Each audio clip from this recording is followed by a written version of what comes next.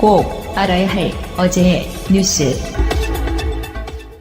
평소 휴식을 강조했던 문재인 대통령.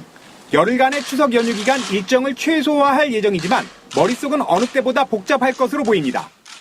고조되는 한반도 안보 위기 속에 10월 10일 북한 노동당 창건일을 앞두고 연휴 기간 북한의 도발 가능성이 거론되기 때문입니다. 북한은 괌 포위 사격, 태평양 수소탄 실험 등을 언급하며 엄포를 놓고 있습니다. 미국이 독자 무력 시위로 맞대응을 할 경우 문 대통령의 입장은 한층 곤혹스러워질 수밖에 없습니다. 지금은 국민의 안전과 평화적인 상황 관리가 우선입니다. 우리 정부는 이러한 과정에서 군사적 억지력을 확보하는 한편 지나치게 긴장을 격화시키거나 군사적 충돌이 야기되지 않도록 국제사회와 협력할 것입니다. 문 대통령은 연휴 기간 실시간으로 북한의 동향을 보고받으며 현안을 챙길 것으로 알려졌습니다. 일정도 최소화했습니다.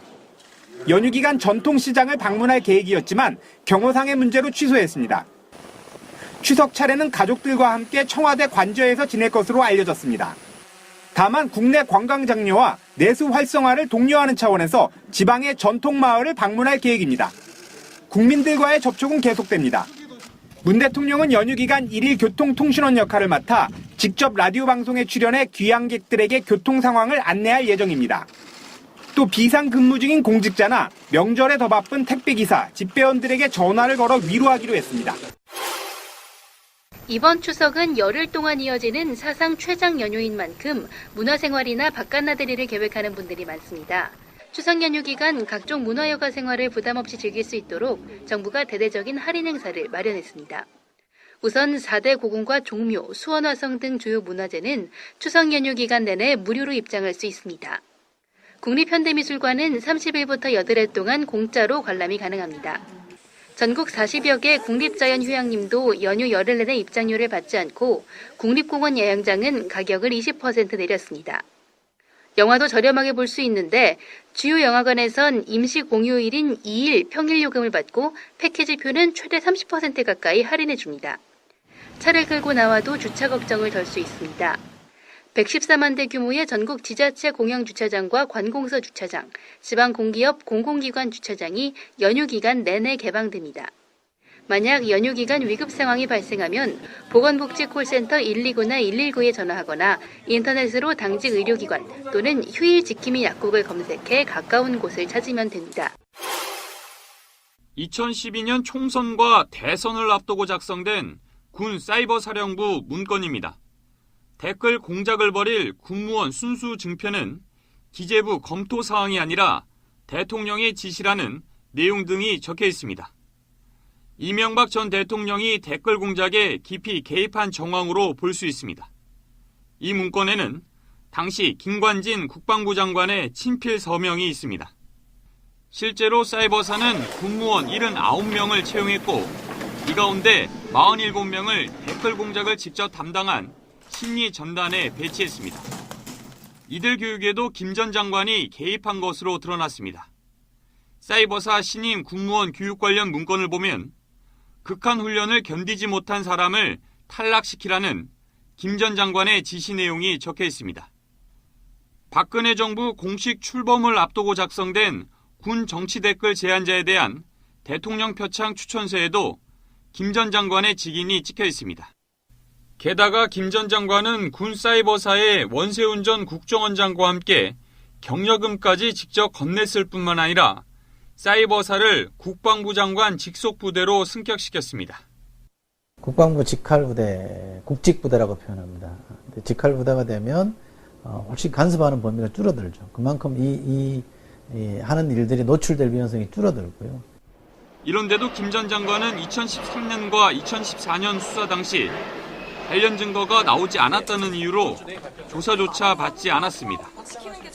YTN 취재 결과 이미 관련 진술이 여러 차례 나왔는데도 그대로 덮어버린 것으로 확인되기도 했습니다. 김관진 장관이 알았느냐, BHA도 보고됐느냐 이 내용에 대해서는 전혀 안 물어봤나요? 그렇죠. 안 물어보죠.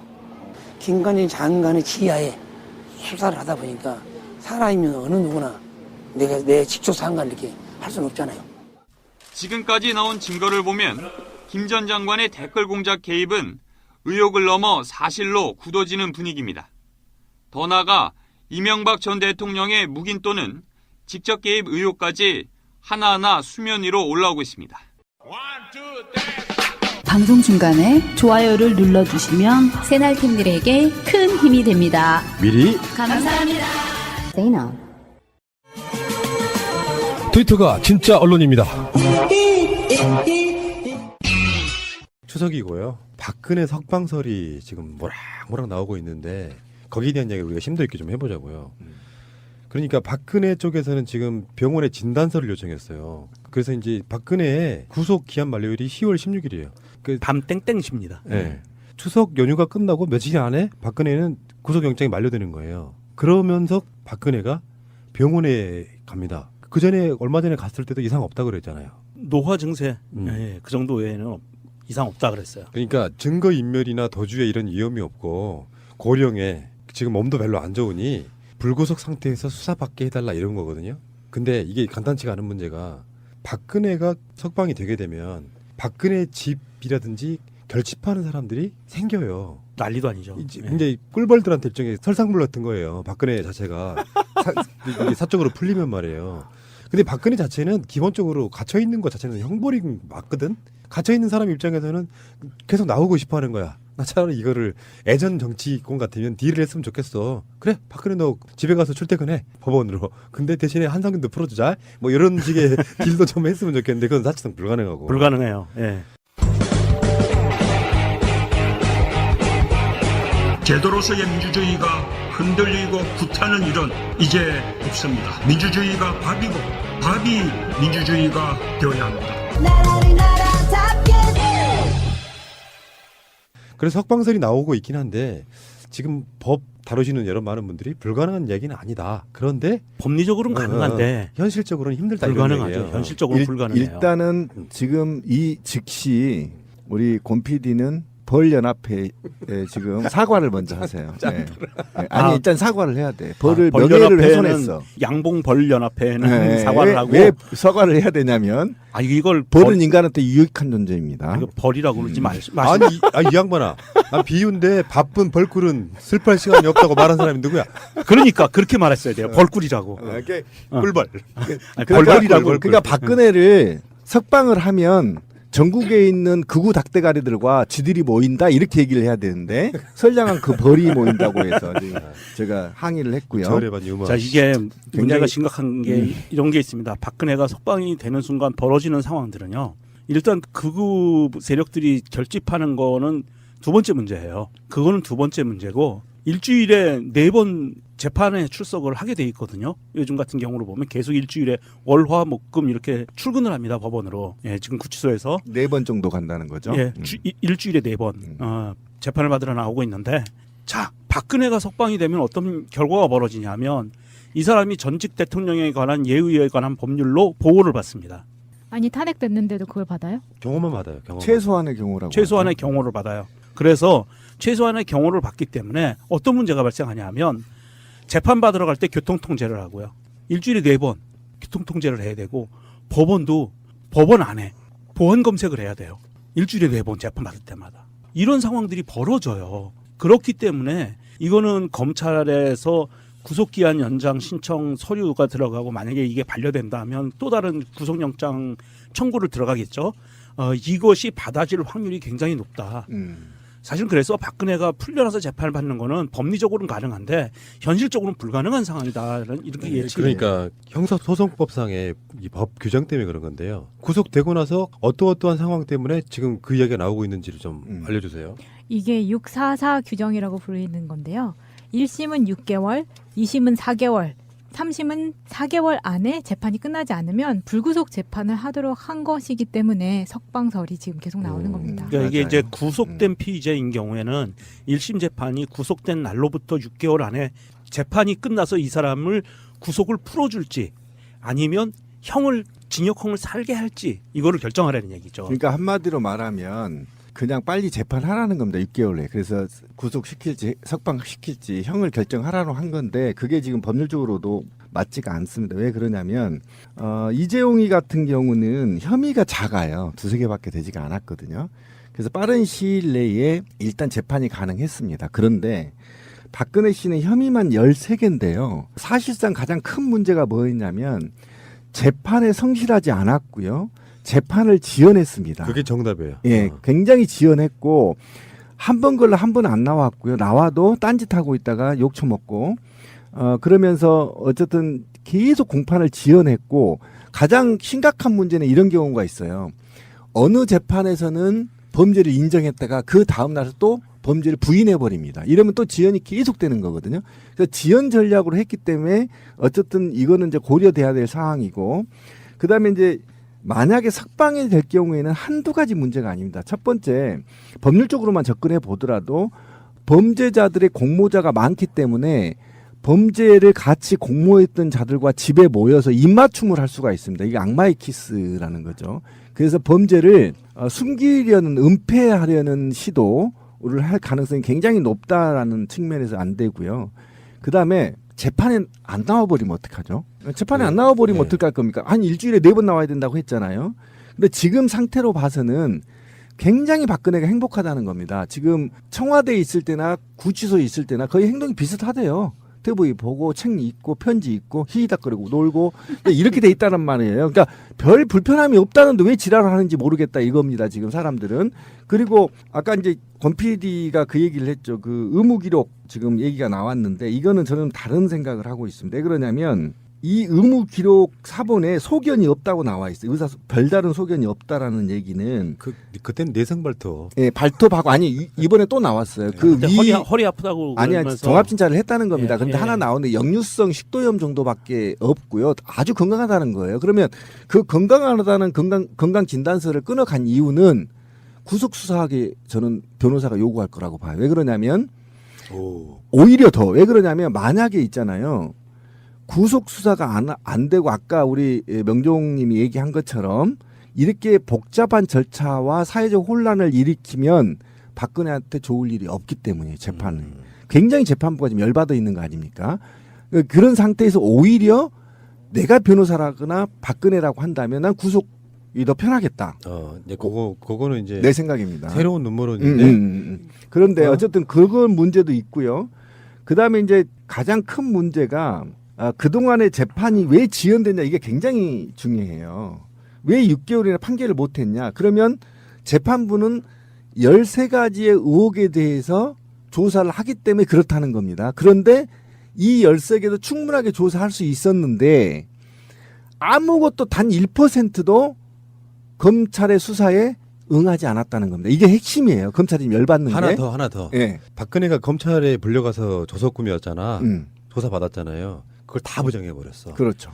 다 부정해버린 하물며 그 자리에 변호인이 동석해서 조서를 꾸민 건데도 불구하고 다 부정하는 거죠. 그러니까 재판은 지연 의도가 보이면 재판부는 거기에 대해서 풀어줄 수가 없어요. 당연히 제가 그 얘기를 하고 싶은 겁니다. 그래서 제가 볼 때는 적어도 석방은 불가능할 거다. 이건 아무리 안 되는 겁니다. 그러니까 그동안의 성실의 의무를 지키고 자기가 법률적으로 변론을 하고 그다음에 국민한테 최소한의 A를 지켰다고 한다면 석방해서 조사 받아라 할 수도 있습니다. 그러나 지금 상태로는 안 됩니다. 개정의 여지가 전혀 없습니다. 박근혜는. 새가 날아든다는 여러분들의 하트를 먹고 삽니다. 잊지 않으셨죠? 에피소드 제목을 누르고 플레이가 되면 오른쪽 위에 하트를 꼭 눌러주세요. 오늘도 감사합니다. 더 많은 분들이 들을 수 있도록 하트 꼭 눌러주세요. 우리가 잘못 알고 있는 게 있더라고요. 휠체어 타고 들어가잖아요. 그럼 우리는 뭐 저 아픈 척 하려고 저런다 그러는데 원래 그런데요. 도주의 우려 때문에 일종의 휠체어에 잡아갖고 그러니까 휠체어에 수갑을 채우는 모양이네요. 그렇진 않은 것 같은데 동선 같은 거 문제 때문에 그렇게 갖고 가는 것도 있고요. 근데 박근혜 씨가 생각보다 우리가 잘못 알고 있는 게 텔레비 보지는 않는데요. TV를 아예 안 보고 독서만 한데 책하고 독서 편지를 읽는다고 재밌는 게 영어사전 지금도 보고 있고요. 이분이 만학도 되시려고 그러나 학교 때 안 했던 공부를 그게 글자 수가 많아서요. 시간 보내기 좋아요. 그리고 이분이 정말 즐기는 건 내가 보기에는 팬레터야. 편지를 많이 팬레터 현황 좀 알려주세요. 외부에서 오는 편지가 하루에 10통에서 20통 사이로 많다고 하고요. 구속된 지 6개월이 다 됐으니까 거의 2천여 통 정도가 편지로 6개월 왔다고. 동안 2,000통이면요. 제가 편지 엄청 많이 받던 군인이었는데 그보다 훨씬 많이 받네요. 박근혜 씨는 그런 재미로 사는 것 같아요. 팬레터. 친박 할머니 할아버지들이 그 삐뚤빼뚤 잘 모르는 글씨로 편지 쓰는 거 보면서 아이고 나를 좋아하는 분들이 이렇게 많구나. 난 다시 대통령이 될 수 있어. 난 억울해. 그런 거겠죠. 아니 그러면 제가 보기에는 이제 TV를 안 보는 건 아마 송중기 씨 사건으로 이제 TV 드라마에 염증을 느껴서 안 보는 것 같고요. 송중기 씨 결혼한다는 얘기에 완전 빡쳐가지고 TV를 깨부신 게 아닌가. 리모컨을 집어던져서 그런 생각이 좀 들고 팬레터 보는 재미는 제가 이해합니다. 뭐 그런 거라도 없으면 그 살아갈 수 있겠어요? 그 얼마 전 최민희 의원 방송에서 최민희 의원이 그랬잖아요. 남양주에서 친박 노인들이 서명 받고 있다고. 그 서명이 바로 10월 16일 그 구속 만료일 관련해 가지고 이제 석방해라고 1000만 서명 운동 이런 거 하고 있어요. 근데 지금 현재 몇 명이나 했을까? 저희 집 앞에서 다 미쳐버리겠어요. 목요일마다 하는데. 나가라고 해. 그래서 제가 리본이 가슴에 있잖아요. 여기도. 근데 지나가면 시비를 걸어요. 저 빨갱이 새끼 간다 그래요. 그럼 제가 뭐라고 하게요? 고소할 수 있잖아. 제가 뭐라고 하게요? 뭐라 그래요? 메롱. 뭐 1000만 서명 운동이니 뭐니 하지만 사실상 제가 봤을 때는 몇십만도 하기 힘들어요. 특히나 그 오프라인상에서 하는 거. 그리고 그들은 그 습성이 있잖아요. 그런 서명 조작하잖아. 같은 필체로 막 몇십 장씩 막 써고 내고 이런 식인 거잖아요. 근데 지금 정치권에서도 박근혜 석방을 하고 주도하고 있습니다. 그게 이제 조원진 대애당 대한애국당 이 사람이 기자회견도 했어요. 대한민국의 인권과 법치는 사망했다. 추가 구속영장 요청하면 안 된다. 이런 식으로 이야기하고 있고요. 근데 석방 여부가 지금 결정이 되는 게 추석 연휴 바로 끝나자마자 10월 10일 날 그 공판하는데 청문 절차를 진행한대요. 그렇죠. 이를테면 예전 같으면 영장 실질심사랑 좀 비슷한 거야. 그렇죠. 검찰이 지금 신청해놓은 상태이기 때문에 그것에 대해서 검찰이 왜 구속해야 되는지를 설명하고 그리고 이제 박근혜 변호인단 쪽에서는 왜 나가야 되는지 설명하겠죠. 그러면 10월 16일 그러니까 당연히 그렇게 해야 되겠지. 구속영장 만료일 전에는 결정이 나야 박근혜의 마음이 나간다는 데 맞춰질지 계속 눌러앉는 거에 맞춰질지 그렇게 되는 것일 거라고 보고 석방될 가능성이 1도 없다. 1은 있대요. 0.1 정도. 왜 가끔씩 우리가 뭐 이재용이네 누구네 뭐네 조윤선이네 그 판사들 하는 짓거리 보면은 뭔가 이상한 놈들이 가끔씩 있잖아요. 그런 판사 어떤 마인드 갖고 있는 사람한테는 석방될 가능성이 있는데 되게 법조인들은 모든 사건에서 이런 식으로 재판에 비협조적인 피고인한테 구속영장 지났다고 해서 풀어주는 사례는 없었다. 이거거든요. 그렇죠. 그리고 그 변호인단들도 잘 생각해야 될 거예요. 그러냐면 요즘 박사모들이 길가에 그냥 뭐 무작위 폭력 행사한 거 아시죠? 이게 요즘 사회적 문제가 되고 있어요. 문제가 되고. 그러니까 막 대학로고 어디고 무작위로 막 사람을 패요. 그 서명 하락해서 안 하면 때려요. 맞아요. 지금 영상이 막 놀고 지금 사회적 문제를 이야기하고 있는데 제가 왜 이 얘기를 하냐면 박근혜 씨가 나왔을 때 예전에 박정희 집 불질른 사람 아시죠? 네. 그 왜 불질렀는지 아시죠? 왜 불질렀지? 그거는 우리 쪽 사람이 아니에요. 그러니까 박근혜가 박정희의 업적을 깎아내릴 수 있다고 보는 겁니다. 그래서 그런 사람들의 테러도 좀 조심해야 된다. 그래서 신변 보호 차원에서라도 나오면 안 된다. 네, 국가가 보호하는 게 맞다. 그러네. 네, 저는 그렇게 봐요. 박근혜 씨 고마워해야 되겠네. 네, 고마워요. 그리고 인권 얘기를 하는데요. 근데 실제로 박근혜 씨가 수감되어 있는 구치소 1인 특실이에요. 네. 여기는 SK그룹이나 대한민국 최고 10대 그룹 회장들이 구속됐을 때만 쓰는 특별인데요. 이 접견실도 있고 침대도 있고요. 다 밥상도 있고 다 있어요. TV도 있고 목욕실도 있고 샤워실도 있고.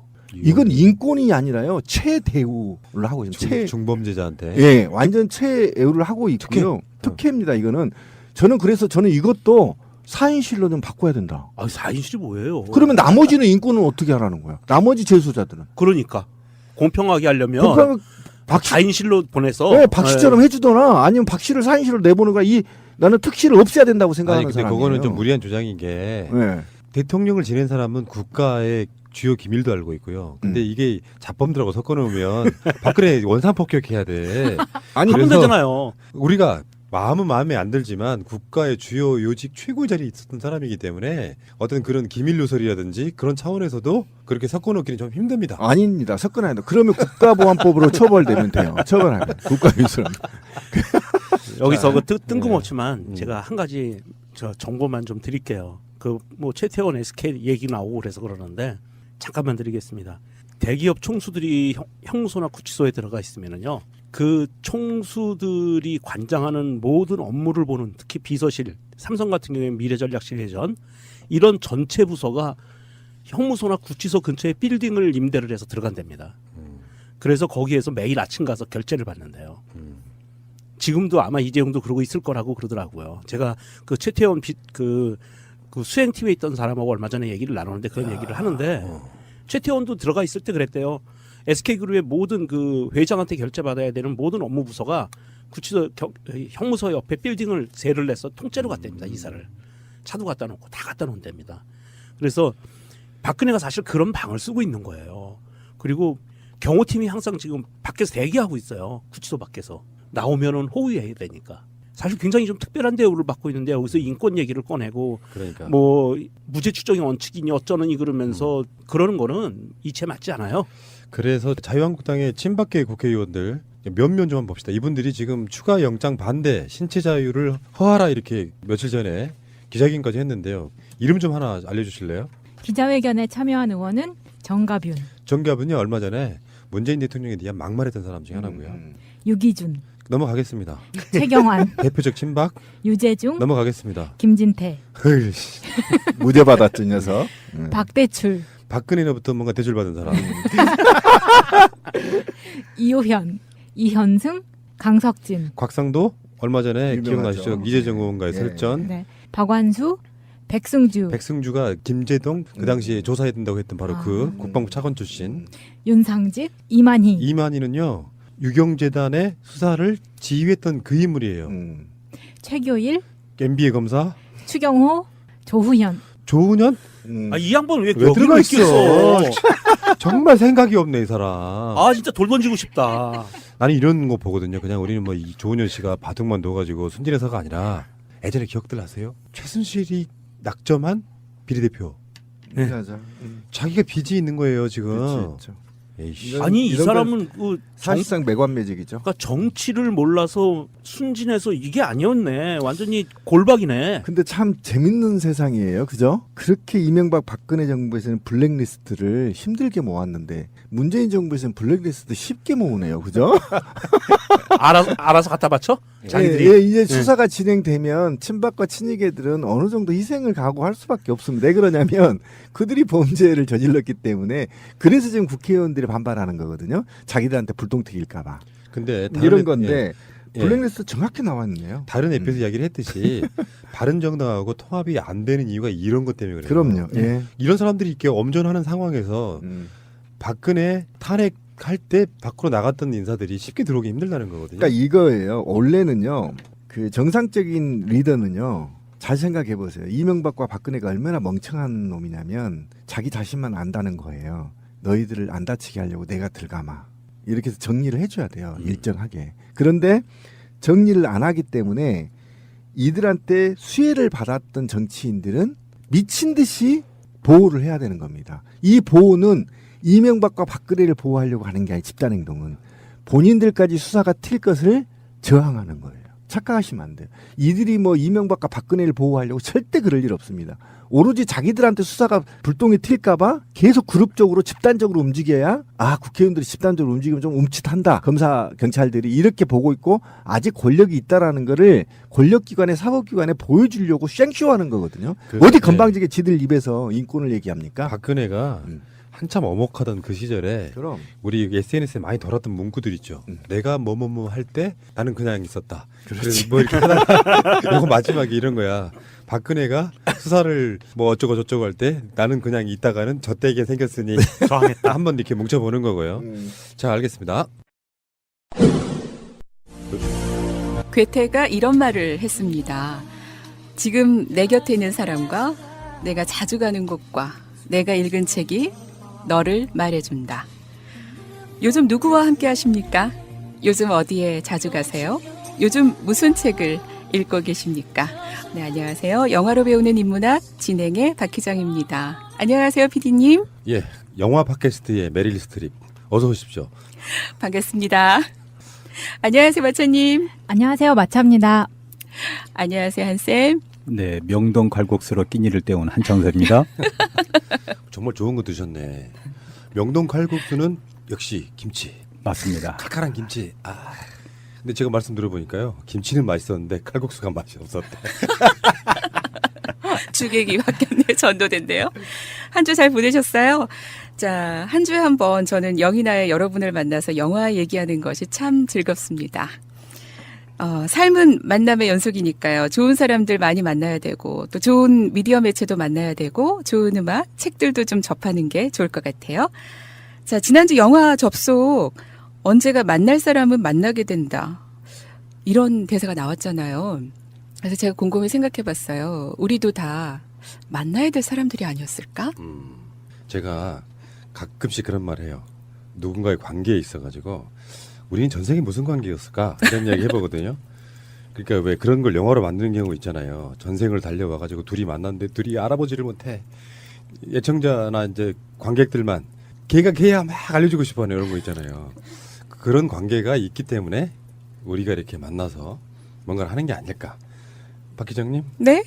우리는 무슨 관계였을까요? 글쎄요, 우리 어떤 관계였을까요? 정말 궁금하고 전 또 궁금했던 게 그때 우리 접속에 한석규가 권 PD였잖아요. 네. 우리 PD님 권 PD님 아니셨어요? 저도 그 생각했어요. 이게 권 씨라는 성이요, 되게 좀 고급스러워요. 그러니까 고급지고 약간 스스로. 스마트한 느낌이 있어. 진짜로. 그 느낌 때문에, 왜냐하면 그 권 씨 그러면 대표적인 명문가거든요. 한동권 씨인가요? 네. 그래서 그 권 씨 그러면 사람들의 이미지가 굉장히 스마트하고 좀 똑똑해 보이는 그런 느낌을 받나 봐요. 감사합니다, 여러분. 많이 인내하겠습니다. 네, 우리의 인연도 필연으로 받아들이겠습니다. 마찬이 우리는 어떤 관계였을까요? 자매? 그럴 수 있죠. 어떤 슬픈 사연이 있어. 예를 들어서 청나라를 끌려갖고 동생은 조선 땅에 남았는데 나중에 한 500년 후에 또 다시 만난다거나 뭐 이런 거예요. 물론 청나라가 500년 전은 아니구나. 감사합니다. 저도 한쌤과 어떤 관계였을까요? 영인의 관계입니다. 이 방송 하시기 전부터 알고 계셨죠, 두 분은? 좀 전에 우리가 이제 공부를 함께 하면서. 까르페 디엠 관계죠. 네네. 까르페 디엠? 그런 게 좀 있습니다. 네. 자, 이번 주 박스오피스 인문학은 어떤 변화가 있을까요? 이번 주 박스오피스 순위입니다. 3, 4, 5위는 지난주와 같는데요. 5위는 킬러의 보디가드, 4위는 인비저블 게스트, 3위는 베이비 드라이버고요. 1, 2위가 한국 영화입니다. 2위는 설경구 주연의 살인자의 기억법, 1위는 I Can Speak라고요. 새로운 영화인데 이게 1위를 차지했어요. 남은희 이재훈 주연의 영화인데 벌써 반응이 너무 좋아가지고 울지 않고서는 극장을 나올 수 없다. 굉장히 감동적이라고 합니다. 요즘에 송강 하이 뭐 이렇게 뭐 4인방 이렇게 이야기하는 언론들이 있더라고요. 송은, 송강호, 네, 강은, 강동원, 하는, 하정우, 이는요? 검색해 보십시오. 뭐 다 알려드리면 제가 뭐 I Can Speak 보고 싶어요, 정말. 그 남은이가 영어를 왜 배우는지, 그리고 이재훈이 구급 공무원으로 나오고요. 영화의 스토리는 말씀드릴 수 없지만 그렇죠. 네, 굉장히 감동적이라고 합니다. 네, 영화를 배우는 인문학 영이나가 선택한 벌써 9번째입니다. 9번째 영화는요. 유호성, 장동건의 눈빛 연기가 강렬했던 친구입니다. 야, 이거 벌써 횟수로 17년 지났어요. 17년이에요, 벌써. 와, 그 중간에 친구 2도 개봉을 했었죠. 우리 친구 아이가 친구는 미안한 거 없다. 함께 있을 때 우린 아무것도 두려울 것이 없었다는 그 영화 친구 줄거리 시작합니다. 추억은 마치 바다 위에 흩어진 섬들처럼 내 머릿속을 떠다닌다. 나는 이제부터 기억의 노를 저어 차례차례 그 섬들을 찾아가기로 한다. 이 영화를 추억의 섬들에 살고 있는 나의 친구들과 그 가족들에게 바칩니다. 영화는 이렇게 상택의 내레이션으로 시작이 됩니다. 1976년이에요. 13살 호기심 많던 폭력 조직의 두목을 아버지로 둔 준석, 유호성입니다. 가난한 장의사의 아들 동수, 장동건 역이고요. 화목한 가정에서 티 없이 자란 상택, 서태화입니다. 밀수업자를 부모님으로 둔 귀여운 감초, 중호, 정운택 씨예요. 넷은 어딜 가든 함께 했습니다.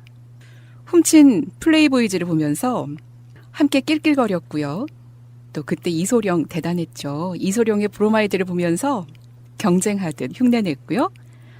또 아시아의 물개 조련과 바다 거북이 중 누가 더 빠를까 하며 입싸움을 벌이기도 했습니다. 1981년 18살, 중학교는 서로 다른 학교를 나왔지만 고등학교에서 만나게 된 4명의 친구, 준석, 준석에게 열등감을 가진 동수, 학교에서는 통과, 부통으로 통합니다. 그리고 전교 1, 2등 자리를 다투던 상택, 촐싹대지만 없으면 심심한 중호. 어느 날 학교 강당에서 그룹 사운드 레인보우의 공연을 보고 4명은 모두 리드싱어 진숙에게 시선이 고정됩니다. 샤프의 연극이 끝난 후를 부르는 진숙. 남심을 흔들기에 충분히 예뻤습니다. 그리고 어느 날 준석의 집에서 레인보우와 미팅을 한다는 얘기를 듣고요. 중호와 상택은 준석이 집으로 오고 상택이 진숙을 좋아한다는 걸 안 준석은 일부러 둘만의 시간을 마련해 줍니다. 이때 동수는 나는 뭔지, 나는 네 시다바리가 라며 준석에게 아주 서운한 마음을 표현합니다. 자, 1983년 20살 중호와 상택은 대학에 진학했고요. 둘은 대학생이 된 이후 연락이 끊겼던 준석과 동수를 찾아갔는데요. 동수는 감옥에 수감돼 있었고 준석은 어머니를 여인 충격으로 마약에 빠져 있었습니다. 그리고 상택이 태어나 처음으로 사랑했던 여자 진숙은 준석의 곁에 있었죠. 1990년 27살입니다. 출소 후 장의사라는 직업을 갖고 있는 아버지가 너무 싫었던 동수는 돈의 유혹을 뿌리치지 못하고 준석의 반대파 조직원이 됩니다. 이 동수를 진심으로 걱정한 준석은 그 보수는 양아치라고 굳고 만류하지만 이미 다른 선택의 여지가 없었어요. 이렇게 서로 오해는 커져가고 상택이 유학을 떠나는 날 진심으로 동수를 걱정하던 준석이가 마지막 동수를 찾아가 잠시 피해 있으려고 합니다. 그러나 동수는 말을 듣지 않고 비 오는 날 동수는 죽습니다. 참 영화 친구 중에서도 굉장히 아픈 장면이었는데요. 동수와 준석은 이렇게 불행한 결말을 맞게 됩니다.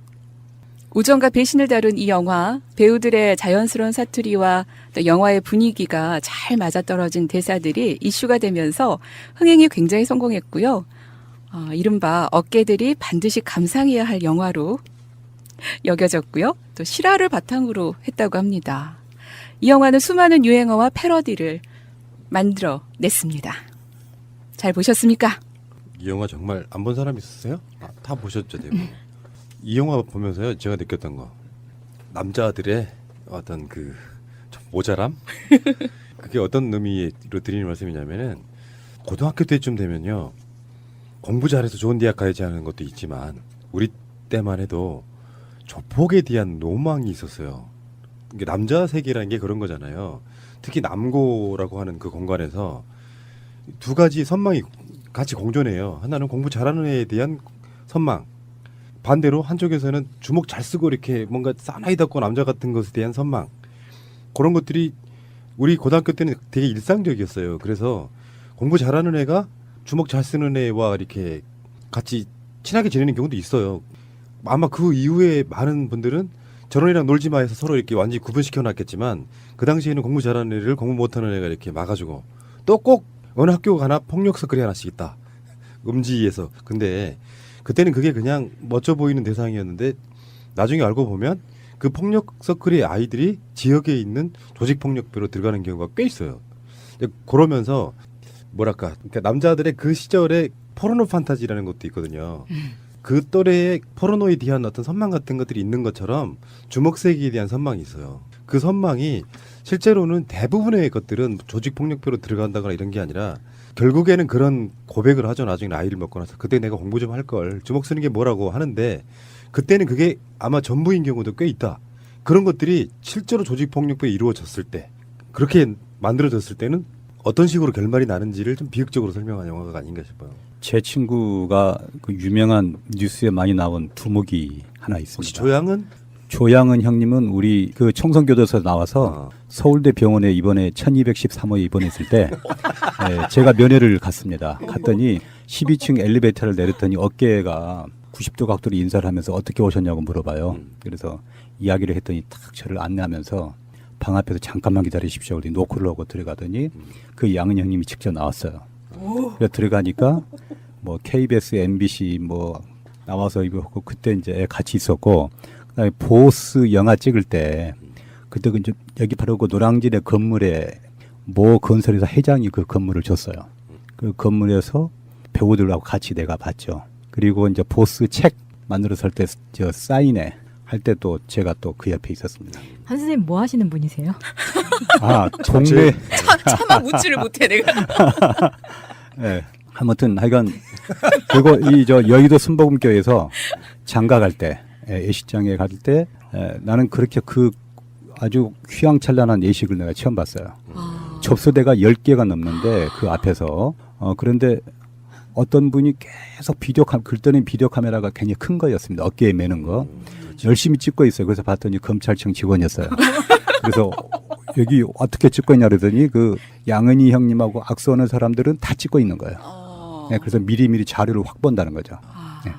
조직폭력에 대해서는 잘 모르지만 예를 들어서 뭐 이제 그런 얘기 있어요. 뭐 서울의 3대 조직폭력배 이게 이제 정권 차원에서 약간 전라도 쪽 이미지 나쁘게 만들기도 있어요. 그래서 뭐 아까 말한 조양은이나 김태촌 또 이동재 이런 사람들이 있거든요. 폭력배 뭐 이걸 미화시키는 부분이 있어가지고 뭐 파는 이야기 하지 않겠습니다. 근데 지금 여기 영화 속에 나오는 배경은 부산이에요. 네. 그러니까 사실은 솔직히 말씀드리면 물론 그럴 수는 있죠. 먹고 살 게 없던 시절에 전라도는 서울로 올라와서 이렇게 주먹을 쓴다. 근데 일반적으로 전라도 그럼 조폭화 이미지 시켰던 그 군사 독재 잔재가 분명히 있는 건 사실이고요. 근데 좀 더 정확히 말씀드리면 어느 지역이나 조폭들은 있습니다. 그러니까 지금 이 친구 영화에서는 부산을 배경으로 하고 있잖아요. 근데 지금도 조폭이라는 이름을 쓰지 않겠죠. 왜냐하면 지금 완전한 범죄성 때문에 그런 단체를 결성하는 것만으로도 처벌해요. 근데 각 지역마다 어느 정도 토 세력인 토착 주먹 세력들은 있어요. 공식화하지 않는 거지. 공식화하면 바로 잡혀가니까. 그런데 꼭 그런 얘기를 드리고 싶어요. 이 조폭들이 했던 뭐 이시다바리가 뭐 친구 아이가 말 먹었다 아이가 이런 것들도 다 마찬가지로 어느 지역에나 조폭은 있다는 걸 먼저 말씀드리고 싶다는 거예요. 안타깝습니다. 예. 네. 감독이 부산 출신이잖아요. 곽경택 감독. 이 영화를 보면서 굉장히 잔인하게 묘사가 됐는데 네, 저는 이제 시선이 그 남자들의 어떤 그런 로망을 제하고 여자들이 봤을 때는 이렇게까지 잔인하게 그릴 필요가 있었을까? 그리고 이거를 또 우리 학생들이 모방을 하지 않을까? 뭐 이제 이런 생각들도 들더라고요. 그리고 이제 그 영화를 필두로 해서 조폭 영화, 학교 폭력 영화들이 2001년부터 굉장히 많이 나왔고 그런 현상들이 생겼죠. 네, 그 지금 우리 박기정 선생님 말씀하신 것이 이제 IMF를 겪어서 이 사회가 큰 혼란에 빠지잖아요. 그리고 자살률이 굉장히 높아가고 혼자만 자살하는 게 아니라 가족끼리 자살하는 사람들이 늘어나고 그다음에 이제 명태를 다 회사에서 쫓겨난 사람들이 양복을 입고 정신적인 방황을 하는데 양복을 입고 한강변에 가서 신문을 사들고 가서 김밥으로 끼니를 때우고 시간이 되면 자기 회사에서 퇴근한 것처럼 해서 집에 돌아오고 또 양복을 입고 북한산에 등산을 하는 거예요. 네. 우리가 사실 말이니까 그렇지 그분의 심정은 어디에 비할 수가 없었을 거예요. 근데 그런 IMF를 겪으면서 모든 사람들이 사실 숨죽여 지냈어요. 그래서 우리가 뭐 금 모으기, 뭐 달러 모으기 해서 장롱 안에 있는 뭐 원달러 같은 거 동전 다 모아서 우리가 이렇게 국가의 부채를 갚는데 협력을 했지만 사람들이 많이 자기의 할 말을 못하고 숨죽여 지내면서 술로 세월을 달랬던 사람들이 이 영화 친구를 통해서 우리 사회의 어떤 욕구불만이 분출됐다 이렇게 보는 거죠. 감독에 대해서 좀 알아볼게요. 1966년 생일까지 5월 23일생이시네요. 네, 부산 출생이고 고신대 의대 재학 중에 미국으로 건너가서 95년 뉴욕대 영화 연출과를 졸업하고요. 95년 단편 극영화 영창 이야기로 서울 단편영화제 우수상을 수상했고 또 TV 드라마에서 스텝으로 있다가 97년 영화 억수탕으로 정식 감독에 데뷔했습니다. 그리고 두 번째 작품이 닥터 K, 차인표 나왔던 영화예요. 되게 오래된 영화죠. 근데 실패했어요. 그 뒤를 이은 세 번째 작품이 친구. 이 친구 영화가 800만을 넘는 초대박을 터뜨렸습니다. 그리고 챔피언, 똥개 이렇게 또 해양 액션물, 태풍. 계속해서 좀 뭐라고 해야 될까요? 좀 그 이후에는 딱히 친구만큼 대박을 친 게 없었죠. 네. 좀 액션, 스릴러물 요런 영화를 많이 제작한 감독이었습니다. 그리고 또 2001년도에 친구를 시작으로 조폭 학교 폭력 영화를 이렇게 찾아봤더니 우리가 경상도 버전으로 이 영화잖아요. 이 친구가. 그렇다면은 거룩한 계보 보셨어요 혹시? 거룩한 계보는 전라도 버전의 친구? 봐요. 전국 8대 폭력배는 다 있다니까. 목포는 항부다. 뭐 차인표 씨가 나왔던 그것도 좀 실패는 했지만 재미는 있었죠. 네. 근데 영화 소재로는 조폭만 한 게 사실 없어요. 왜 그러냐면 평범한 보통 사람들이 휴면 다큐가 아닌 이상 조폭 영화라고 하는 게 그 잔인함과 어떤 스토리와 이런 것들이 영화로 만들기 가장 좋다는 거죠. 영화 거리로 만들기에는 어쩌면 그런 거거든요. 그것도 실화를 바탕으로 했다고 해도 왜 가끔씩 우리가 뉴스 보면서 그런 거잖아요. 야, 진짜 현실이 영화보다 더 잔인해, 무서워, 신기해 이렇게 이야기하는 것처럼 조폭은 영화 감독들이 꺼내 쓰기에는 굉장히 좋은 소재죠. 갑자기 말죽거리 자독사가 떠오르네요. 권상우. 그러니까 저는 고등학교 때까지는 싸움을 안 하는 모범 청소년 같은 거였어요. 근데 남자들 마음속에 그 기저에 깔려 있는 조폭이 된 로망. 그게 어떤 식으로 발현되냐면은 사실은 제가 30대 초반까지 느꼈던 싸움에 있어서의 원리를 30대 초반에 깨달은 거예요. 싸움은 기술이 아니에요. 막 운동을 많이 한 사람이 싸울 것 같죠? 안 그렇습니다. 예를 들어서 지금 그 격투기 선수들이 만약에 실전에서 누구랑 싸운다 그러면 잘 싸울 것 같죠? 저는 그렇지 않다고 생각하는 사람이에요. 그게 무슨 말이냐면은 싸운다고 하는 건 사실은 몸으로 싸우는 게 아니라 기로 싸우는 거예요. 먼저 공포에 질리는 사람이 지는 게임이에요. 기술은 두 번째 문제야. 예를 들어서 조폭과 운동선수, 더군다나 격투기 선수가 신의 한복판에서 싸움이 난다면 누가 이길까 그러면 보통 우리는 운동선수가 이길 거라고 생각하잖아요. 저는 100% 조폭이 이긴다고 생각합니다. 기선제압. 두려움이 없기 때문이죠. 그러니까 이런 거는 좀 비슷한 거예요. 박태환 선수가 바다에 나가면 수영을 잘할까요? 아니요. 이 영화에도 그거 나오잖아요. 뭐 거북이와 박태환의 조오련. 그러니까 조오련과 무슨 말이냐면 수영장에서만 수영한 사람이 바다 수영을 잘할 거라는 생각 안 한다는 거죠. 물결을 타고 너울 파도를 타면서 하는 운동 있잖아요. 그런 거하고 좀 똑같은 거다. 그래서 제가 그 이야기를 드리고 싶은 게 좀 아픈 이야기인데 고등학교 2학년 때 펜팔했던 친구들끼리 오랜만에 한 1, 2년 만에 실제로 현피하게 됐어요. 그러니까 옛날에 왜 접속해서 하고 똑같은 거죠. 펜팔을 고등학교 1학년 때 했는데 고3 올라가기 전에 펜팔 했던 친구를 그쪽도 친구들 이쪽도 친구들 모여갖고 만나게 됐어요. 그런데 우리 살았던 시내에서 그 좀만 걸어가면 되는 동네에 살고 있었기에 우리 친구들 3명하고 그쪽 친구들을 이렇게 바래다 주다가 그쪽 동네의 양아치들한테 엄청 맞았어요. 맞았어요? 어떻게? 그리고 나서 근데 그 여자친구들이 보고 있는 가운데 네. 아무 이유 없이 맞은 거야. 그냥 왜 그 또래는 그런 거예요. 여자아이들이랑 같이 간다는 이유로. 그래서 그 당시 우리 외삼촌이 킥복싱 도장을 하고 있었는데 나 운동 배우려고 한 거예요. 그래서 운동도 막 열심히 배우고 단증도 따고 그래서 제가 갖고 있는 단증이 다 합쳐서 한 7, 8단쯤 되거든요. 근데 실전에만 가면 다리가 벌벌 떨리는 거예요. 그러다가 제가 특수부대를 갔잖아요. 특수부대 가고 나서야 느꼈어요. 싸움이라고 하는 게 기술이 아니구나. 일종의 특수부대 출신이라는 어떤 자부심과 군복이 있을 때 내가 술자리 같은 데 가서 젊었을 땐 그렇거든요. 해병대랑 싸워요. 우리는 원래 군복만 보고.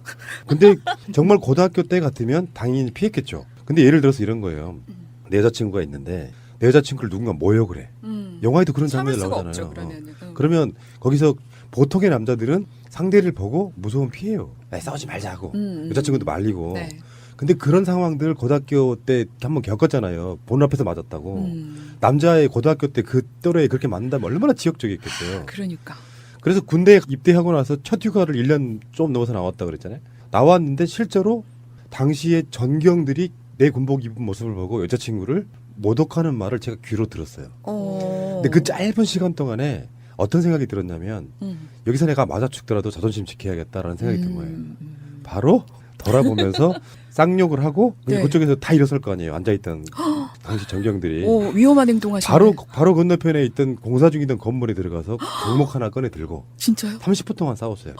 거의 피 터지게 싸운 거죠. 그때만 해도 밖에서 사고를 치면 지금처럼 영장에 가거나 이러지 않던 시대예요. 아, 그래요? 그래서 제가 다행이다. 막 저 때문에 경찰차가 한 6대 출동하고 막 그런 난리가 났었는데 그 이후에 부대에 복귀했을 때 우리 부대원들이 나와서 기립박수 줬던 기억이 나요. 그러니까 그때 그 이후로 저는 지금까지 싸움을 해, 물론 이제 나이를 먹으면 싸움을 안 하게 되지만 30대 한 초반 정도까지 싸움을 해서 한 번도 져본 적이 없어요. 저 PD님, 네. 혹시 제가 뭐 잘못한 거 있었습니까? 아니 그러니까 싸움의 원리를 가르쳐 드리려고 하는 거예요. 저포게이들한테 싸움을 가르쳐 주는 이유 중에 하나가 기술을 가르치는 게 아니고요. 기선제압에서 이기는 거예요. 진짜로 싸움 잘하는 사람은 주먹 한 대 쓰지 않고 상대방을 제압하는 거거든요. 운동 배워서 되는 게 아니고 내가 생명의 위협을 느낀다거나 신체에 엄청난 상해를 입을 거라는 생각이 드는 순간 싸움 못 해요. 조폭들은 그런 방식으로 길러내지는 것들이 있어요. 그러니까 자기 자신들이 하고 있는 의리, 왜냐하면 의리라는 것이 명분이 돼서 누군가를 패거나 칼로 찌르거나 하는 것들이 일반화되는 거거든요. 그 관점에서 죽이겠다고 달려드는 사람은 아무리 운동한 사람도 일반인들은 그들을 이길 수가 없는 겁니다. 직업적으로 단련되어진 살인 또는 상대방에 대한 엄청난 상해가 가능한 자들, 이게 조폭이라는 것은 사회에서 빨리 없어지는 게 사실 맞는 거죠. PD님 말씀 보신 거 이제 생각이 나는 게 조양은 그 형님이 우리 동네 분이거든요. 동네 분인데 우리 큰 형님하고 저기 친구예요. 전라도 대부분 다 한 두 달에만 건너면 네, 근데 이제 어떠냐면 초등학교 3학년 때인가 4학년 때부터 이게 싸움을 5학년, 6학년하고 싸움을 하는데 딱 벌써 폼 잡으면 벌써 날아가서요. 상대를 제압을 한대요. 그만큼 동작이 빠르대요. 이상입니다. 오늘 엄청난 두 분을 모시고 영인아를 진행하고 있네요. 한 분은 조폭의 측근이셨고 형님으로 모시고 있어요. 아니, 영화 속에서 유호성이 그 조직에 인턴 교육을 시키잖아요. 조직들 뭐 칼 쓰는 방법, 주먹 쓰는 방법. 방금 우리는 PD님과 한쌤한테 들은 것 같아요. 아, 너무 재밌네요. 당시에 그 폭력적 영화에 대해서 사회적으로는 우리가 어떻게 해석을 좀 해야 될까요? 당시에 이제 우리 모방 범죄를 방지한다 그래가지고 그 문제가 나왔던 게 대전에 있는 고등학교에서 항상 그 친구에게 괴롭힘을 당했던 그 고등학생이 이 친구 영화를 40번을 봤답니다. 보고서 자기를 괴롭히고 폭력을 행사했던 그 친구를 교실에서 칼로 살인을 했어요. 그래서 이게 사회 문제가 됐었거든요. 그래서 이제 심광현 교수가 뭐라고 하냐면 영화 친구의 표현이 문제가 되는 것이 아니라 우리 사회의 신도롬을 통해서 사회적 질환의 징후를 읽어내고 거기에 대한 진단 능력을 키워나가야 된다. 그래서 우리가 청소년의 보호를 빌미로 해서 인터넷 규제를 강화한다든지 아니면 미풍양속을 빌미로 해서 예술 표현의 자유를 억제한다든지 하면 안 된다는 것이죠. 그래서 무감각해져버린 우리 사회를 표현의 자유를 확대해서 문화적 히스테리와 사회적 이상현상을 예민하게 감지해야 된다. 이렇게 이야기했습니다. 그리고 문화평론가 조홉 교수는 IMF 이후에 개개인이 사회로부터 받는 엄청난 스트레스가 누적되어 오다가 지금 시점에 폭발한 것이고 이것이 조폭이라는 아주 상징적이고 눈에 보이는 폭력으로 영화 속에서 반영됐다. 이렇게 이야기를 합니다. 우리는 좀 유리상자 속에 갇혀 있다는 그런 생각을 가끔 하는데요. 왜 가정 속에서도 가정폭력, 학교폭력, 또 사회에도 뭐 이런 폭력들이 있지만 아버지가 폭력을 휘두르는 그런 가정에서는 아들 또한 또 대를 이어서 폭력 가장이 되는 그런 일들이 있더라고요. 이런 것들은 어떻게 봐야 될까요, 선생님? 맞습니다. 그 아버지가 폭력을 휘두르는 가정에서 이제 태어난 아이들은 또 폭력을 계속 이어가는 경향이 많은데요. 이거를 보고 이제 가족 폭력력이라 그러죠. 쿠데타 세력들이 폭력을 통해서 집권하면서 자신의 폭력을 정당화하는 법을 만듭니다. 이를 바로 뭐라고 하냐면 제도화된 폭력이라 그렇습니다. 그래서 이제 1인 독재 체제였던 박정희가 민주공화당으로 당명을 바꾼 것, 그리고 살인마 전두환이 정의당이라는 이런 가면을 쓴 것과 마찬가지죠. 그래서 한 가장이 굶주려 죽어가는 아이들을 먹이기 위해서 가게를 습격하여 우유 몇 통을 강탈했다면 그거는 폭력입니까? 또 판결에 불만을 품은 사람이 포크레인을 몰고 법원 정문을 파손했다 그래서 이거는 폭력이고 불합리한 판결을 내린 판사는 폭력이 아닙니까? 또 신자유정책으로 절지의 거리로 내몰린 노동자들이 성조기를 불태우는 것은 폭력이고 세계 10억에 달하는 인구가 굶주려 죽어가고 있는데 이 3세계의 외채를 20여 년 만에 2조 달러로 32배나 늘어나게 한 것은 폭력이 아닙니까? 민중 골기대에 참여한 백남기 농민은 폭력이고 물대포로 죽인 경찰과 사인을 외인사가 아닌 병사로 기록한 서울대 백선아 교수는 폭력이 아닙니까? 세월호 사건으로 물속에 잠긴 아이들이 처참한 모습을 핸드폰으로 찍어서 부모들에게 카톡으로 보낸 동영상을 유포하는 것은 폭력입니까? 유언비어라며 엄벌에 처한 것이라고 국민들을 향해서 엄포를 놓는 정부는 폭력이 아닌가요? 국민의 군대를 동원해서 무참한 학살을 저지른 전두환 정권과 물속에 잠긴 수많은 아이들을 구할 수 있었음에도 미필적 고의를 저지른 박근혜 정권이 이런 악마적 폭력을 휘두른 국가에 대해서 함구한 채 오히려 피해자들의 아우성과 절규를 폭력으로 인식하는 무리들이 있죠. 배신 트라우마 최고 전문가인 제니퍼 프리드 미국 오리건대 교수는 구경꾼들은 가해자의 부당함을 인식하고 반응하면 위험할 수 있다는 이유로 고통의 짐을 나누고자 호소하는 피해자를 외면합니다. 그리고 그 피해자들과 거리를 두려고 합니다. 하지만 가해자는 구경꾼들에게 피해자를 위해서 아무것도 하지 말라고 강조합니다. 이처럼 구조적 폭력은 눈에 보이지 않게 인간의 양심을 짓밟고 권리를 제한하는 것입니다. 그래서 노르웨이의 평화학자 갈퉁이라는 분은 구조적 폭력을 뭐라 하냐면 제3세계가 농부가 서구인이나 도시인에 비하여 특별히 게을러서 가난한 게 아니다. 여성들이 남성들보다 현저히 열등해서 장차관과 국회의원에 아주 작게 임명이 된다든지 절의 주지 스님 자리에 비구니는 단 10%도 차지하지 못한다든지 또 그들이 자신의 잠재력을 구현할 교육으로부터 소외시킨 것은 누구이고 자신의 능력을 실현할 기회를 봉쇄한 것은 무엇인가. 우리는 이 구조적인 폭력에 대해서 다시 한번 생각을 해봐야 됩니다. 어색해지네요. 제가 운동을 배웠다는 그런 것들이 좀 부끄러워지는 순간인데 그게 이런 거 있어요. 인문학이라고 하는 것은 학문 등 모든 것을 통틀어서 가장 최상위의 일종의 철학에 가까운 분야라고 생각이 들고요. 보통의 사람들 또는 나이가 어린 사람들 이런 사람들한테는 실제로 인문학, 철학 이런 것보다 주목이 더 가까울 수 있다는 거예요. 그런 측면도 좀 있다고 보고 곽경택 감독이 이 영화를 어떤 교훈을 주려고 만들었다 생각하지는 않고요. 대표적인 상업 영화라고 볼 수 있겠죠. 굳이 교훈은 우리가 찾는 거니까 친구 사이에 서로 이렇게 싸우면 안 돼. 이게 교훈인가요? 그냥 정말 상업적인 영화예요. 거기에 주목으로만 좀 주목적인 이야기로만 쓰면 영화가 재미가 없고 너무 딱딱하니까 거기에 레인보우 뭐 이런 그룹 사운드 음악도 등장하고 이런 차원이겠죠.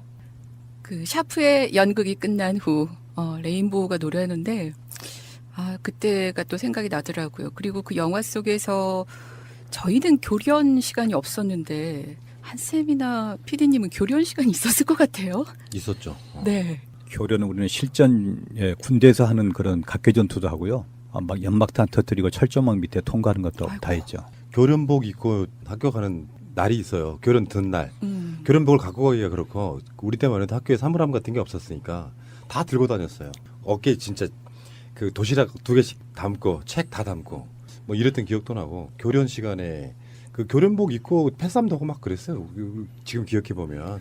그 영화에서 왜 남자 고등학교끼리 영화관에서 만나가지고 싸우잖아요. 네, 패싸움 나요. 네. 우리도 라이벌 학교 있었는데 근데 우리 학교는요 검도 배우는 학교였거든요. 네. 그래서 검도를 일주일에 1시간씩 무조건 의무적으로 배웠어야 돼요. 근데 아까 말씀드린 것처럼 사물함이 없잖아요. 그러니까 죽도를 들고 학교 등하교를 해요. 그러니까 그런 소문이 좀 났지. 쟤네 학교하고는 싸움 붙으면 안 돼. 다 강목 들고 이게 아무것도 아닌 것 같아도 죽도로 맞아.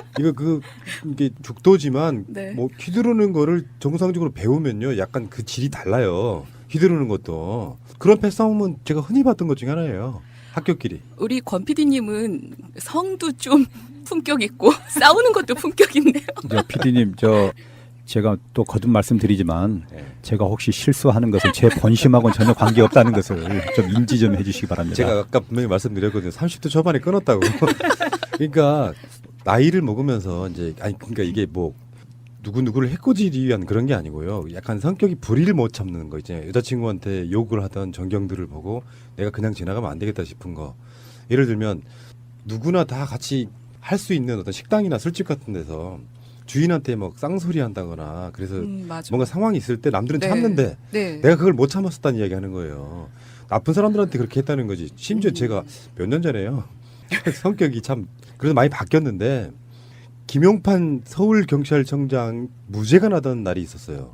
지금 요즘에 한참 나오고 있는 댓글 사건 뭐 이런 거에 관련해 가지고. 근데 마침 그 뉴스를 딱 보는 순간 바로 옆에 영등포에 파출소가 하나 있었거든요. 딱 그냥 들어갔어요. 네. 그래서 딱 입구에 딱 서가지고 네.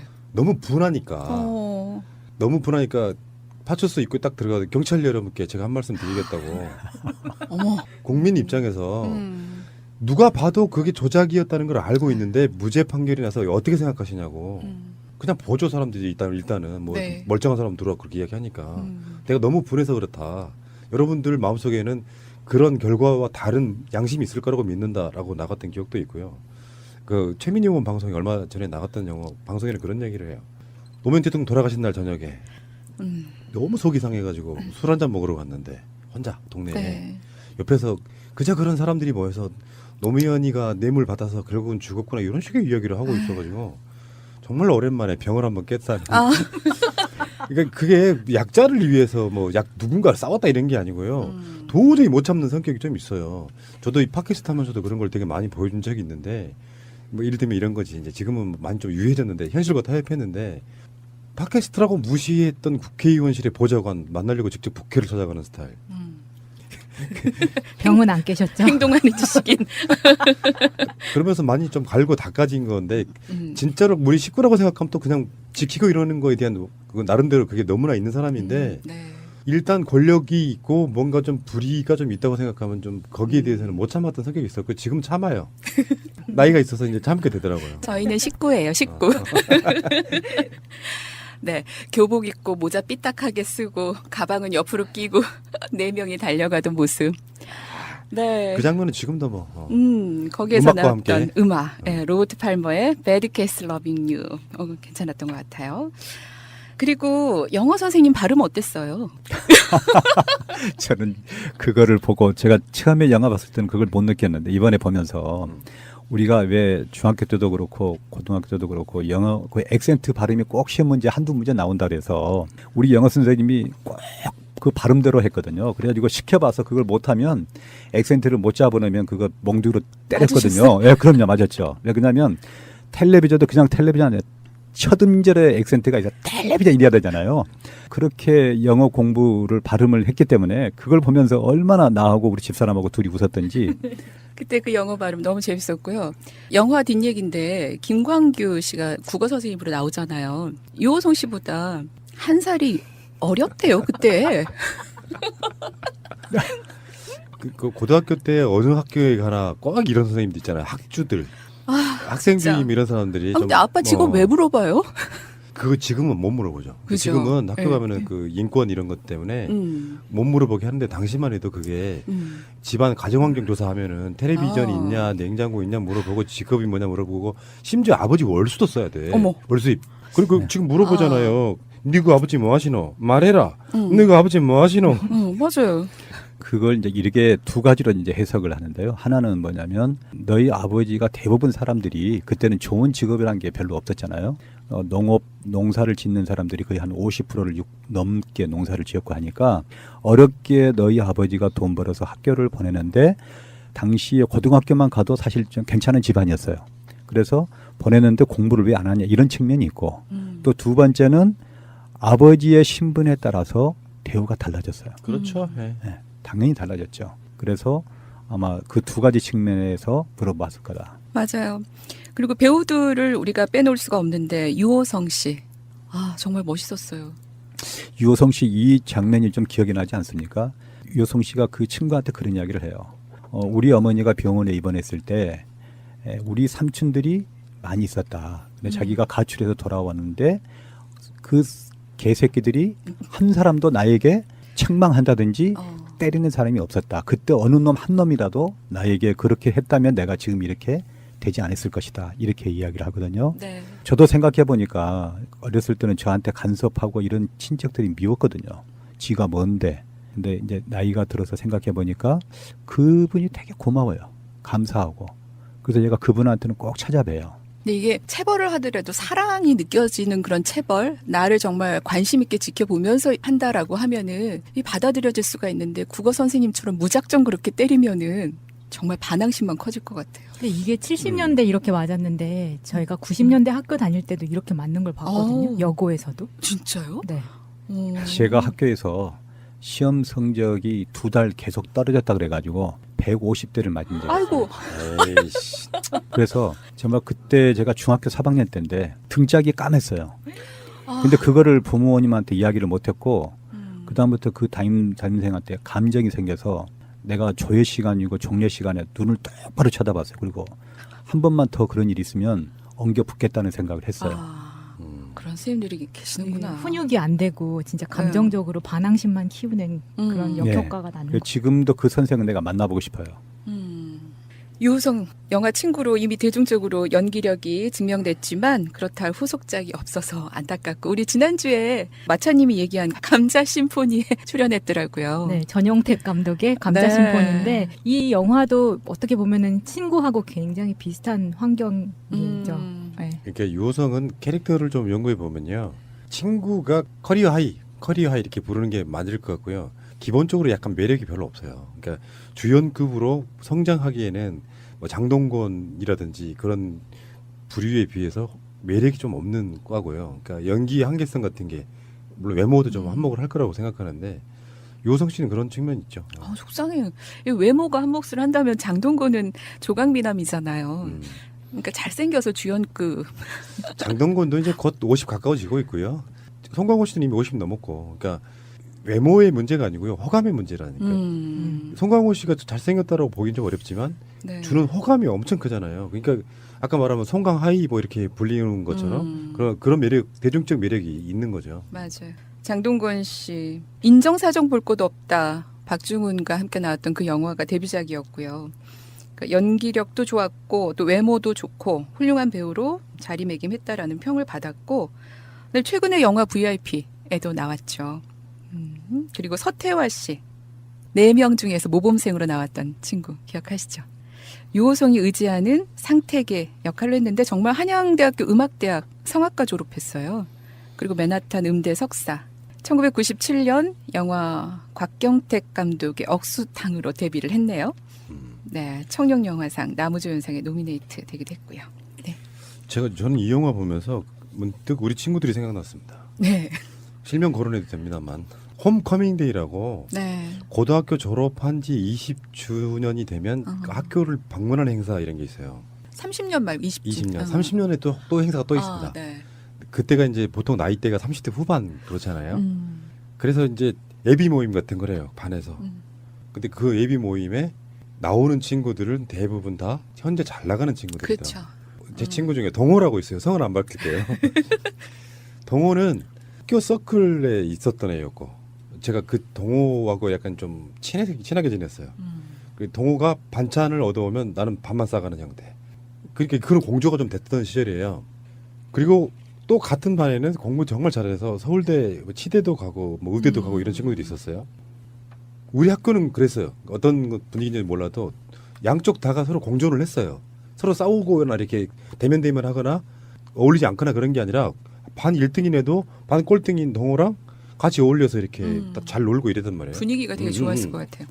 근데 홈커밍데이 예비 모임을 딱 했는데 진짜로 나오는 애들은 공부 잘했던 애들, 그러니까 대기업 다니고 의사이고 변호사이고 한 친구들 그 위주로 쭉 나온 거예요. 딱 보니까 다 직업들이 나쁘지 않아요. 그거 보면서 뭐랄까, 이 친구 영화도 그런 거잖아요. 4인방 중에 어떤 사람은 잘 나가고 어떤 사람은 못 나가고. 네. 사실 어떻게 보면 막 젊었을 때 감옥 같은 데 다니고 이러면 사실 평범한 기준으로 시각으로는 인생 망친 거잖아요. 근데 한 가지는 있더라고. 그러니까 홈커밍데이를 떠나서 평상시 때 연락을 해보면 홈커밍데이 한다고 친구들 모이잖아요. 그러면 변호사이거나 의사이거나 한 친구들 내가 쏠게, 단란주점 2차 가자 뭐 이런 식으로 이제 끌고 가요. 와, 노는 거 보면은 공부 잘했던 놈들이 확실히 그게 한 맺힌 게 있나 봐요. 사회에 나와서 돈을 잘 벌고 그러니까 노는 네. 게 정말 지저분해. 그러니까 우리 과는 성격상 좀 네. 놀아도 이렇게 친구들끼리 맥주 호흡 한잔 마시고 끝내는데 걔들은 꼭 항상 2차를 요구하고요. 아가씨는 술집 가야 되고. 그런 거 보면서 보상 심리인가? 인생에 있어서 있잖아요. 쾌락, 향락, 질량, 불변의 법칙 같은 거야. 다 똑같은 종량제 같은 거예요. 많이 못 놀았던 친구들은 나중에 나이 먹어서 많이 놀고 많이 놀았던 친구들은 나중에 돈이 없어서 못 놀고 여러 관계가 있어서 교훈적으로는 뭐 서클 가입하지 말고 공부만 열심히 해 이렇게 말하고 싶지는 않은데 실제로 20년이 지난 뒤에 사회에 나와서의 위상이랄까 이게 너무 차이가 나니까 나와서 할 얘기가 없는 이 친구는 평생 조폭했겠어요? 학교 서클 하고도 대학교 결국 못 가고 등등 그러다가 나중에는 자영업 뭐 하느니 마느니 당구장 하느니 마느니 뭐 이렇게 하다가 정말 사업이 대박 내지 않는 한 삶의 어떤 그 수입이라고 이게 뻔하니까 그 뻔한 걸 가지고 뭘 어떻게 하겠냐고요. 친구들 그 홈커밍데이 나가려면요 뭐가 필요하냐면 학교에 기부를 해야 돼요. 그 친구들은 뭐 100만 원씩 200만 원씩 선뜻 내놓는데 정말 못 사는 부담되죠. 친구들 입장에서는 10만 원 내놓는 것도 자기 그럼요. 수입에 비해서는 힘든 거예요. 그러니까 아예 안 나가 버리는 거야. 그렇게 되겠네요. 그런 게 좀 있더라고요. 맞아. 동창회 오라 그래도 돈도 내야 되고 하니까. 소식은 아는데 바쁘다 하고 안 나와. 그런 거죠 뭐. 그 친구들 보면 역시 좀 학교 다닐 때도 놀기 좋아하고 약간 좀 덜렁덜렁했던 친구들이 사업에서 좀 그래도 돈 벌고 그러면 친구들한테 술도 잘 사고 밥도 잘 사고 챙기기도 잘해요. 그런데 아주 한마디로 말해서 아주 올곧게 살아온 그래서 뭐 병원이나 한다든가 이런 친구들은 돈이 있어도 절대 자기 회비 외에는 밥 살 줄 몰라요. 물론 사람 나름인 경우도 있겠지만 대부분. 대부분. 네. 그 한 명의 배우까지 더 말씀드릴게요. 정운택. 감초 역할을 했던 연극 무대에서 활동하다가 첫 번째로 출연한 영화 친구에서 아주 개성 넘치는 연기를 했죠. 네. 그래서 그 영화로 백상예술대상 신인 연기상을 수상을 했고요. 저는 이 음악 한번 들었으면 좋겠어요. 준석이 상태이가 가는 거를 이제 보면서 그 노래방에서 오빠야 18번 한번 해봐 이러잖아요. 그러면서 My Way. 프랭크 시나트라의 네. 그 유명한 마이 웨이. 그러니까요. 그 부하 조직원들이 정말 똘마니 분들이 거의 매료된 눈빛으로 그렇게 보스를 사랑스러운 눈빛으로 보고 있더라고요. 그 음악이 주는 상징성은요. 이를테면 그 남자들 일생이 있어가지고 마이웨이라는 음악은요. 허세의 상징 같은 거예요. 세상에. 그리고 상징적인 영화 속에 의미도 담겨 있는 거죠. 네. 나는 내 길 갈 거야라는 잘 상징적 의미 살아왔어. 갖고 있는 거잖아요. 그게 허세의 상징이에요. 마이웨이가 원래. 아, 그래요? 너무 허세를 부리면서 노래를 하지만 너무 멋있었어요. 그건 배우가 멋있어서 멋있는 거지. 실제로 진짜 조폭인 이렇게 외모가 좀 변변치 않은 그런 조폭이 불렀다 그러면 멋이 없었을 겁니다. 확신합니다. 친구란 친할 친, 오래된 구자를 써서 오래 두고 가깝게 사귀는 벗이라고 하는데요. 옛말에 단 한 명이라도 자기 목숨을 내어줄 친구가 있다면 그것은 성공한 인생이라고 하죠. 오래 두고 가깝게 사귀는 친구 여러분 있으십니까? 아니면 나는 오래 두고 가깝게 사귈 만한 친구일까요? 밥 한 번 먹자고 말만 했던 친구 있으시다면 오늘은 꼭 전화해서 약속 잡아보시기 바랍니다. 친구가 생각나는 가을날이에요. 영화로 배우는 인문학 9번째 시간 친구였습니다. 홍보를 들어가겠죠. 이것이 받아질 확률이 굉장히 높다. 사실 그래서 박근혜가 풀려나서 재판을 받는 거는 법리적으로는 가능한데 현실적으로는 불가능한 상황이다. 이렇게 예측이 그러니까 형사소송법상의 이 법 규정 때문에 그런 건데요. 구속되고 나서 어떠어떠한 상황 때문에 지금 그 이야기가 나오고 있는지를 좀 알려주세요. 이게 644 규정이라고 부르는 건데요. 1심은 6개월, 2심은 4개월, 3심은 4개월 안에 재판이 끝나지 않으면 불구속 재판을 하도록 한 것이기 때문에 석방설이 지금 계속 나오는 겁니다. 그러니까 이게 이제 구속된 피의자인 경우에는 1심 재판이 구속된 날로부터 6개월 안에 재판이 끝나서 이 사람을 구속을 풀어줄지 아니면 징역형을 살게 할지 이거를 결정하라는 얘기죠. 그러니까 한마디로 말하면 그냥 빨리 재판하라는 겁니다. 6개월 내에. 그래서 구속시킬지 석방시킬지 형을 결정하라고 한 건데 그게 지금 법률적으로도 맞지가 않습니다. 왜 그러냐면 이재용이 같은 경우는 혐의가 작아요. 2-3개밖에 되지가 않았거든요. 그래서 빠른 시일 내에 일단 재판이 가능했습니다. 그런데 박근혜 씨는 혐의만 13개인데요. 사실상 가장 큰 문제가 뭐였냐면 재판에 성실하지 않았고요.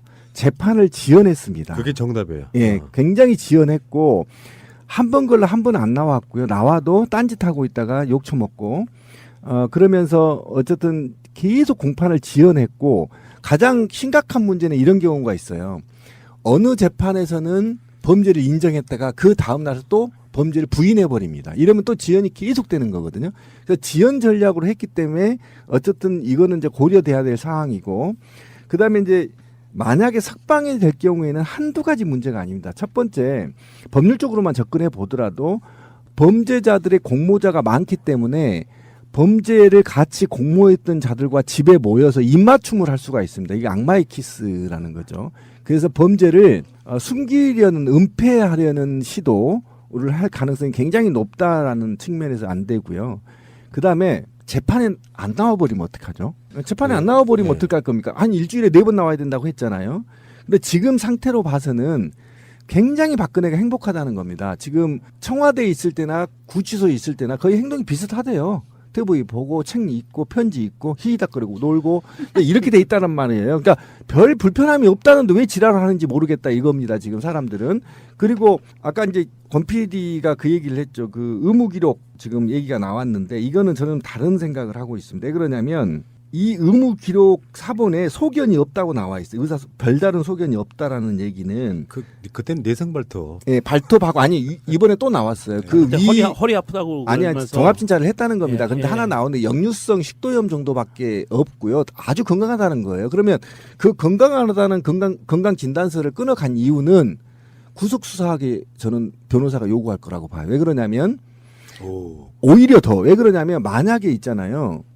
구속 수사가 안 되고 아까 우리 명종님이 얘기한 것처럼 이렇게 복잡한 절차와 사회적 혼란을 일으키면 박근혜한테 좋을 일이 없기 때문에 재판은 굉장히 재판부가 지금 열받아 있는 거 아닙니까? 그런 상태에서 오히려 내가 변호사라거나 박근혜라고 한다면 난 구속이 더 편하겠다. 이제 그거는 이제 내 생각입니다. 새로운 눈물은인데 그런데 어쨌든 그건 문제도 있고요. 그 다음에 이제 가장 큰 문제가 그동안의 재판이 왜 지연됐냐 이게 굉장히 중요해요.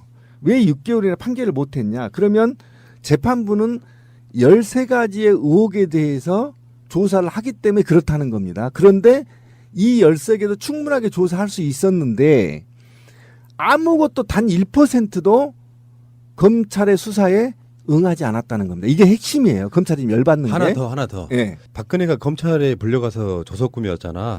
조사 받았잖아요. 그걸 다 부정해버렸어. 그렇죠. 다 부정해버린 하물며 그 자리에 변호인이 동석해서 조서를 꾸민 건데도 불구하고 다 부정하는 거죠. 그러니까 재판은 지연 의도가 보이면 재판부는 거기에 대해서 풀어줄 수가 없어요. 당연히 제가 그 얘기를 하고 싶은 겁니다. 그래서 제가 볼 때는 적어도 석방은 불가능할 거다. 이건 아무리 안 되는 겁니다. 그러니까 관련 증거가 나오지 않았다는 이유로 조사조차 받지 않았습니다. YTN 취재 결과 이미 관련 진술이 여러 차례 나왔는데도 그대로 덮어버린 것으로 확인되기도 했습니다. 김관진 장관이 알았느냐, BHA도 보고하느냐 이 내용에서는 전혀 안 물어봤나요? 그렇죠. 안 물어보죠. 김관진 장관의 지하에 수사를 하다 보니까 사람이면 어느 누구나 내 직접 상관 이렇게 할 수는 없잖아요. 지금까지 나온 증거를 보면 김 전 장관의 댓글 공작 개입은 의혹을 넘어 사실로 굳어지는 분위기입니다. 더 나아가 이명박 전 대통령의 묵인 또는 직접 개입 의혹까지 하나하나 수면 위로 올라오고 있습니다. 방송 중간에 좋아요를 눌러주시면 새날팀들에게 큰 힘이 됩니다. 미리 감사합니다. 트위터가 진짜 언론입니다. 추석이고요. 박근혜 석방설이 지금 모락모락 나오고 있는데 거기에 대한 이야기를 우리가 심도 있게 좀 해보자고요. 그러니까 박근혜 쪽에서는 지금 병원에 진단서를 요청했어요. 그래서 이제 박근혜의 구속 기한 만료일이 10월 16일이에요. 밤 땡땡십니다. 네. 추석 연휴가 끝나고 며칠 안에 박근혜는 구속영장이 만료되는 거예요. 그러면서 박근혜가 병원에 갑니다. 그 전에 얼마 전에 갔을 때도 이상 없다고 그랬잖아요. 노화 증세 그 정도 외에는 이상 없다 그랬어요. 그러니까 증거 인멸이나 도주에 이런 위험이 없고 고령에 지금 몸도 별로 안 좋으니 불구속 상태에서 수사받게 해달라 이런 거거든요.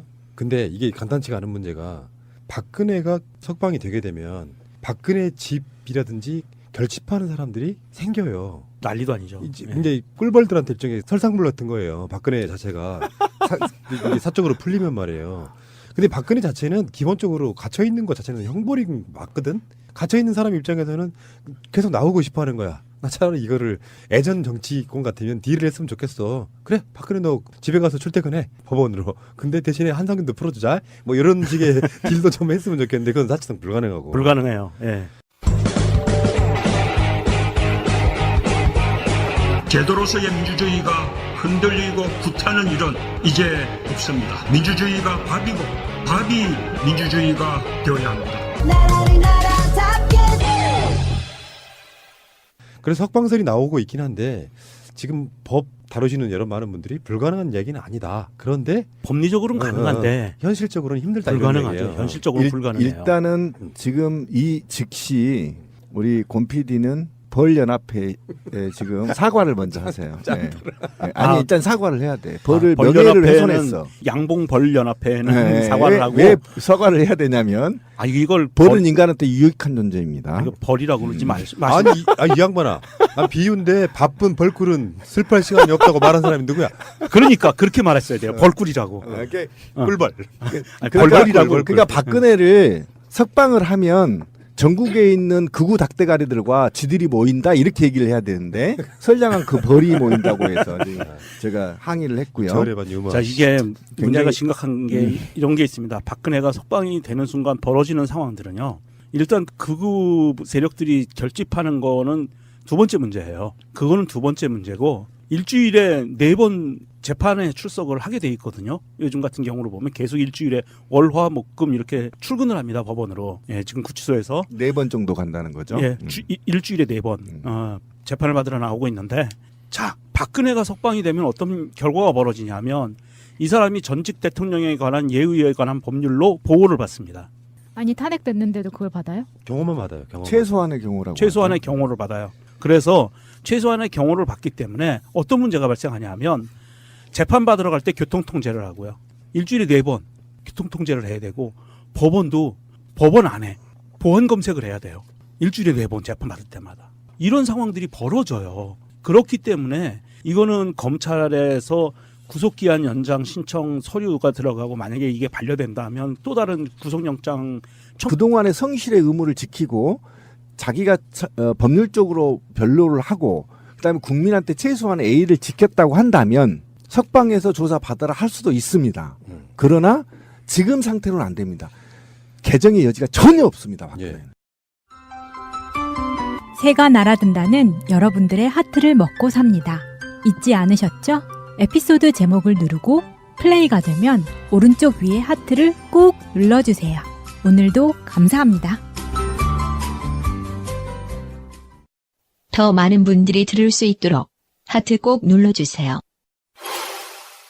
우리가 잘못 알고 있는 게 있더라고요. 휠체어 타고 들어가잖아요. 그럼 우리는 뭐 저 아픈 척 하려고 저런다 그러는데 원래 그런데요. 도주의 우려 때문에 일종의 휠체어에 잡아갖고 그러니까 휠체어에 수갑을 채우는 모양이네요. 그렇진 않은 것 같은데 동선 같은 거 문제 때문에 그렇게 갖고 가는 것도 있고요. 근데 박근혜 씨가 생각보다 우리가 잘못 알고 있는 게 텔레비 보지는 않는데요. TV를 아예 안 보고 독서만 한데 책하고 독서 편지를 읽는다고 재밌는 게 영어사전 지금도 보고 있고요. 이분이 만학도 되시려고 그러나 학교 때 안 했던 공부를 그게 글자 수가 많아서요. 시간 보내기 좋아요. 그리고 이분이 정말 즐기는 건 내가 보기에는 팬레터야. 편지를 많이 팬레터 현황 좀 알려주세요. 외부에서 오는 편지가 하루에 10통에서 20통 사이로 많다고 하고요. 구속된 지 6개월이 다 됐으니까 거의 2,000여 통 정도가 편지로 6개월 동안 2,000통이면요. 제가 편지 엄청 많이 받던 군인이었는데 그보다 훨씬 많이 받네요. 박근혜 씨는 그런 재미로 사는 것 같아요. 팬레터. 친박 할머니 할아버지들이 그 삐뚤빼뚤 모르는 글씨로 편지 쓰는 거 보면서 아이고 나를 좋아하는 분들이 이렇게 많구나. 난 다시 대통령이 될 수 있어. 난 억울해. 그런 거겠죠. 아니 그러면 제가 보기에는 이제 TV를 안 보는 건 아마 송중기 씨 사건으로 이제 TV 드라마에 염증을 느껴서 안 보는 것 같고요. 송중기 씨 결혼한다는 얘기에 완전 빡쳐가지고 TV를 깨부신 게 아닌가. 리모컨을 집어던져서 그런 생각이 좀 들고 팬레터 보는 재미는 제가 이해합니다. 뭐 그런 거라도 없으면 그 살아갈 수 있겠어요? 그 얼마 전 최민희 의원 방송에서 최민희 의원이 그랬잖아요. 남양주에서 친박 노인들이 서명받고 있다고. 그 서명이 바로 10월 16일 그 구속 만료일 관련해 가지고 이제 석방해라고 1000만 서명 운동 이런 거 하고 있어요. 근데 지금 현재 몇 명이나 했을까? 저희 집 앞에서 다 미쳐버리겠어요. 목요일마다 하는데. 나가라고 해. 아 그래서 제가 리본이 가슴에 있잖아요. 여기도. 근데 지나가면 시비를 걸어줘. 빨갱이 새끼 간다 그래요. 그럼 제가 뭐라고 하게요? 고소할 수 있잖아. 제가 뭐라고 하게요? 뭐라 그래요? 메롱. 뭐 1000만 서명 운동이니 뭐니 하지만 사실상 제가 봤을 때는 몇십만도 하기 힘들어요. 특히나 그 오프라인상에서 하는 거. 그리고 그들은 그 습성이 있잖아요. 그런 서명 조작하잖아. 같은 필체로 막 몇십 장씩 막 네. 써고 내고 이런 식인 거잖아요. 근데 지금 정치권에서도 박근혜 석방을 하고 주도하고 있습니다. 그게 이제 조원진 대애당, 대한애국당 이 사람이 기자회견도 했어요. 대한민국의 인권과 법치는 사망했다. 추가 구속영장 요청하면 안 된다. 이런 식으로 얘기하고 있고요. 근데 석방 여부가 지금 결정이 되는 게 추석 연휴 바로 끝나자마자 10월 10일 날 그 공판하는데 청문 절차를 진행한대요. 그렇죠. 이를테면 예전 같으면 영장 실질심사랑 좀 비슷한 거야. 그렇죠. 검찰이 지금 신청해 놓은 상태이기 때문에 그것에 대해서 검찰이 왜 구속해야 되는지를 설명하고 그리고 이제 박근혜 변호인단 쪽에서는 왜 나가야 되는지 설명하겠죠. 그러면 10월 16일 그러니까 당연히 그렇게 해야 되겠지. 구속영장 만료일 전에는 결정이 나야 박근혜의 마음이 나간다는 데 맞춰질지 계속 눌러 앉는구나에 맞춰질지 그렇게 되는 것일 거라고 보고 석방될 가능성이 1도 없다. 1은 있대요. 0.1 정도. 왜 가끔씩 우리가 뭐 이재용이네 누구네 뭐네 조윤선이네 그 판사들 하는 짓거리 보면은 뭔가 이상한 놈들이 가끔씩 있잖아요. 그런 판사 어떤 마인드 갖고 있는 사람한테는 석방될 가능성이 있는데 되게 법조인들은 모든 사건에서 이런 식으로 재판이 비협조적인 피고인한테 구속영장 지났다고 그래서 풀어주는 사례는 없었다. 이거거든요. 그렇죠. 그리고 그 변호인단들도 잘 생각해야 될 거예요. 그러냐면 요즘 박사모들이 길가에 그냥 뭐 무작위 폭력 행사한 거 아시죠? 이게 요즘 사회적 문제가 되고 예, 있어요. 문제가 되고. 그러니까 막 대학로고 꼭 알아야 할 어제의 뉴스. 평소 휴식을 강조했던 문재인 대통령. 열흘간의 추석 연휴 기간 일정을 최소화할 예정이지만 머릿속은 어느 때보다 복잡할 것으로 보입니다. 고조되는 한반도 안보 위기 속에 10월 10일 북한 노동당 창건일을 앞두고 연휴 기간 북한의 도발 가능성이 거론되기 때문입니다. 북한은 괌 포위 사격, 태평양 수소탄 실험 등을 언급하며 엄포를 놓고 있습니다. 미국이 독자 무력 시위로 맞대응을 할 경우 문 대통령의 입장은 한층 곤혹스러워질 수밖에 없습니다. 지금은 국민의 안전과 평화적인 상황 관리가 우선입니다. 우리 정부는 이러한 과정에서 군사적 억지력을 확보하는 한편 지나치게 긴장을 격화시키거나 군사적 충돌이 야기되지 않도록 국제사회와 협력할 것입니다. 문 대통령은 연휴 기간 실시간으로 북한의 동향을 보고받으며 현안을 챙길 것으로 알려졌습니다. 일정도 최소화했습니다. 연휴 기간 전통시장을 방문할 계획이었지만 경호상의 문제로 취소했습니다. 추석 차례는 가족들과 함께 청와대 관저에서 지낼 것으로 알려졌습니다. 다만 국내 관광 장려와 내수 활성화를 독려하는 차원에서 지방의 전통 마을을 방문할 계획입니다. 국민들과의 접촉은 계속됩니다. 문 대통령은 연휴 기간 1일 교통통신원 역할을 맡아 직접 라디오 방송에 출연해 귀향객들에게 교통 상황을 안내할 예정입니다. 또 비상근무 중인 공직자나 명절에 더 바쁜 택배기사, 집배원들에게 전화를 걸어 위로하기로 했습니다. 이번 추석은 열흘 동안 이어지는 사상 최장 연휴인 만큼 문화생활이나 바깥나들이를 계획하는 분들이 많습니다. 추석 연휴 기간 각종 문화여가 생활을 부담 없이 즐길 수 있도록 정부가 대대적인 할인 행사를 마련했습니다. 우선 4대 고궁과 종묘, 수원화성 등 주요 문화재는 추석 연휴 기간 내내 무료로 입장할 수 있습니다. 국립현대미술관은 30일부터 8일 동안 공짜로 관람이 가능합니다. 전국 40여 개 국립자연휴양림도 연휴 열흘 내내 입장료를 받지 않고 국립공원 야영장은 가격을 20% 내렸습니다.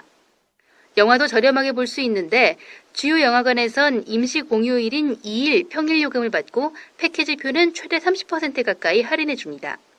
차를 끌고 나와도 주차 걱정을 덜 수 있습니다. 114만 대 규모의 전국 지자체 공영주차장과 관공서 주차장, 지방공기업 공공기관 주차장이 연휴 기간 내내 개방됩니다. 만약 연휴 기간 위급 상황이 발생하면 보건복지 콜센터 129나 119에 전화하거나 인터넷으로 당직 의료기관 또는 휴일 지킴이 약국을 검색해 가까운 곳을 찾으면 됩니다. 2012년 총선과 대선을 앞두고 작성된 군 사이버사령부 문건입니다. 댓글 공작을 벌일 군무원 순수 증표는 기재부 검토 사항이 아니라 대통령의 지시라는 내용 등이 적혀 있습니다. 이명박 전 대통령이 댓글 공작에 깊이 개입한 정황으로 볼 수 있습니다.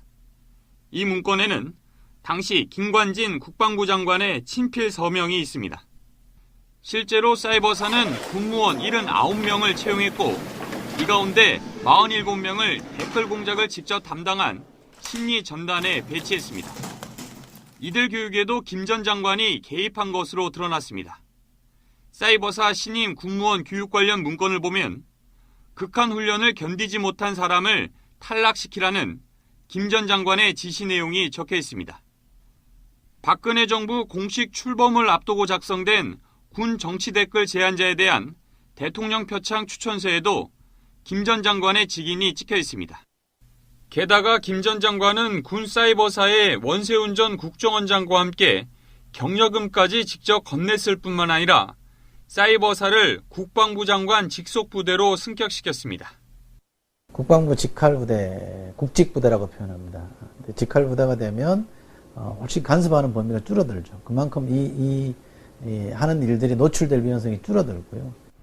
이런데도 김 전 장관은 2013년과 2014년 수사 당시 그리고 무작위로 막 사람을 패요. 그 서명 하락해서 안 하면 때려요. 맞아요. 지금 영상이 막 놀고 지금 사회적 문제를 이야기하고 있는데 제가 왜 이 얘기를 하냐면 박근혜 씨가 나왔을 때 예전에 박정희 집 불질른 사람 아시죠? 네. 그 왜 불질렀는지 아시죠? 왜 불질렀지? 그거는 우리 쪽 사람이 아니에요. 그러니까 박근혜가 박정희의 업적을 깎아내릴 수 있다고 보는 겁니다. 그래서 그런 사람들의 테러도 좀 조심해야 된다. 그래서 신변 보호 차원에서라도 나오면 안 된다. 네, 국가가 보호하는 게 맞다. 그러네. 네, 저는 그렇게 봐요. 박근혜 씨 고마워해야 되겠네. 네, 고마워요. 그리고 인권 얘기를 하는데요. 근데 실제로 박근혜 씨가 수감되어 있는 구치소 1인 특실이에요. 네. 여기는 SK그룹이나 대한민국 최고 10대 그룹 회장들이 구속됐을 때만 쓰는 특별인데요. 이 접견실도 있고 침대도 있고요. 다 밥상도 있고 다 있어요. TV도 있고 목욕실도 있고 샤워실도 있고. 이건 인권이 아니라요. 최대우를 하고 있는 중범죄자한테. 예, 완전 최애우를 하고 있고요. 특혜입니다. 이거는 저는 이것도 4인실로 좀 바꿔야 된다. 4인실이 뭐예요? 그러면 나머지는 인권은 어떻게 하라는 거야? 나머지 재소자들은. 그러니까 공평하게 하려면 4인실로 보내서 네, 박 씨처럼 해주거나 아니면 박 씨를 4인실로 내보는 거야. 나는 특실을 없애야 된다고 생각하는 사람이에요. 근데 그거는 좀 무리한 주장인 게 네. 대통령을 지낸 사람은 국가의 주요 기밀도 알고 있고요. 근데 이게 잡범들하고 섞어놓으면 박근혜 원산 폭격해야 돼. 아니 하면 되잖아요. 우리가 마음은 마음에 안 들지만 국가의 주요 요직 최고 자리에 있었던 사람이기 때문에 어떤 그런 기밀 누설이라든지 그런 차원에서도 그렇게 섞어놓기는 좀 힘듭니다. 아닙니다. 섞어놔야 돼. 그러면 국가보안법으로 처벌되면 돼요. 처벌하면 국가유술. 여기서 그 뜬금없지만 제가 한 가지 정보만 좀 드릴게요. 그 뭐 최태원 SK 얘기 나오고 그래서 그러는데 잠깐만 드리겠습니다. 대기업 총수들이 형무소나 구치소에 들어가 있으면은요. 그 총수들이 관장하는 모든 업무를 보는 특히 비서실, 삼성 같은 경우에 미래전략실 예전 이런 전체 부서가 형무소나 구치소 근처에 빌딩을 임대를 해서 들어간답니다. 그래서 거기에서 매일 아침 가서 결제를 받는데요. 지금도 아마 이재용도 그러고 있을 거라고 그러더라고요. 제가 그 최태원 그 수행팀에 있던 사람하고 얼마 전에 얘기를 나누는데 그런 얘기를 하는데 최태원도 들어가 있을 때 그랬대요. SK그룹의 모든 그 회장한테 결제받아야 되는 모든 업무 부서가 구치소 형무소 옆에 빌딩을 세를 내서 통째로 갔답니다. 이사를. 차도 갖다 놓고 다 갖다 놓는답니다. 그래서 박근혜가 사실 그런 방을 쓰고 있는 거예요. 그리고 경호팀이 항상 지금 밖에서 대기하고 있어요. 구치소 밖에서. 나오면은 호위해야 되니까. 사실 굉장히 좀 특별한 대우를 받고 있는데 여기서 인권 얘기를 꺼내고 그러니까. 뭐 무죄 추정의 원칙이니 어쩌느니 그러면서 그러는 거는 이체 맞지 않아요. 그래서 자유한국당의 친박계 국회의원들 면면 좀 한번 봅시다. 이분들이 지금 추가 영장 반대, 신체 자유를 허하라 이렇게 며칠 전에 기자회견까지 했는데요. 이름 좀 하나 알려주실래요? 기자회견에 참여한 의원은 정가균, 정갑은요 얼마 전에 문재인 대통령에 대한 막말했던 사람 중에 하나고요. 유기준, 넘어가겠습니다. 최경환, 대표적 친박 유재중, 넘어가겠습니다. 김진태, 무죄 받았죠, 이 녀석. 박대출, 박근혜로부터 뭔가 대출 받은 사람. 이호현, 이현승, 강석진, 곽상도 얼마 전에 유명하죠. 기억나시죠? 이재정 의원과의 예. 설전. 네. 박완수, 백승주, 백승주가 김재동 그 당시에 조사해야 된다고 했던 바로 그 국방부 차관 출신. 윤상직, 이만희, 이만희는요 유경재단의 수사를 지휘했던 그 인물이에요. 최교일, MB의 검사 추경호, 조훈현. 조은현? 이 양반 왜 왜 여기로 들어가 있어? 있겠어? 정말 생각이 없네 이 사람. 아 진짜 돌 던지고 싶다. 나는 이런 거 보거든요. 그냥 우리는 뭐 이 조은현 씨가 바둑만 둬가지고 순진해서가 아니라 예전에 기억들 하세요? 최순실이 낙점한 비례대표. 네. 맞아. 자기가 빚이 있는 거예요 지금. 그렇죠. 에이씨. 아니 이 이런 사람은 그 사실상 매관매직이죠. 그러니까 정치를 몰라서 순진해서 이게 아니었네. 완전히 골박이네. 근데 참 재밌는 세상이에요, 그죠? 그렇게 이명박 박근혜 정부에서는 블랙리스트를 힘들게